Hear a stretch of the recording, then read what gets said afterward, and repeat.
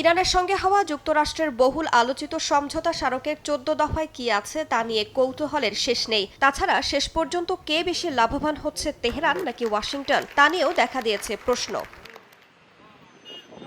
সমঝোতা স্মারকের প্রথম দফায় রয়েছে অবিলম্বে ও স্থায়ীভাবে লেবানন সহ সব ফ্রন্টে সামরিক অভিযান বন্ধের বিষয়টি। এখন থেকে যুক্তরাষ্ট্র, ইরান এবং চলমান যুদ্ধে তাদের মিত্ররা একে অপরের বিরুদ্ধে কোনো যুদ্ধ বা সামরিক অভিযান চালাবে না।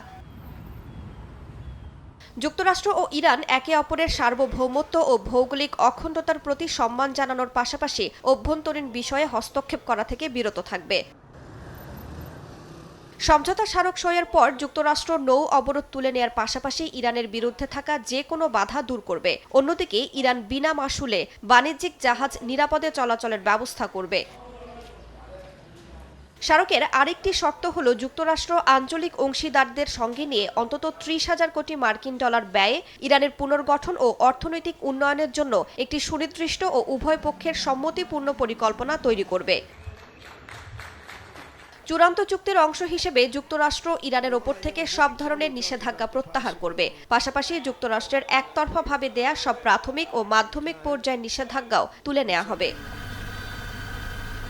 সমঝোতা স্মারকের গুরুত্বপূর্ণ একটি বিষয় হল ইরানের পরমাণু কর্মসূচি। তেহরান পারমাণবিক অস্ত্র সংগ্রহ বা তৈরি করবে না বলে জানিয়েছে।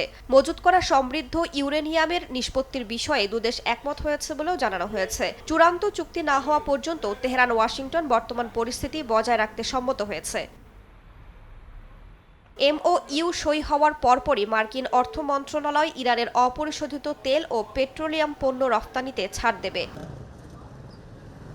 সমঝোতা স্মারকের সফল বাস্তবায়ন এবং চূড়ান্ত চুক্তির ভবিষ্যৎ শর্তাবলী মানার বিষয়টি তদারকির জন্য একটি নির্বাহী ব্যবস্থা প্রতিষ্ঠা করতে সম্মত হয়েছে তেহরান ওয়াশিংটন। চূড়ান্ত চুক্তিটি জাতিসংঘের নিরাপত্তা পরিষদের একটি বাধ্যতামূলক প্রস্তাবের মাধ্যমে অনুমোদন করা হবে।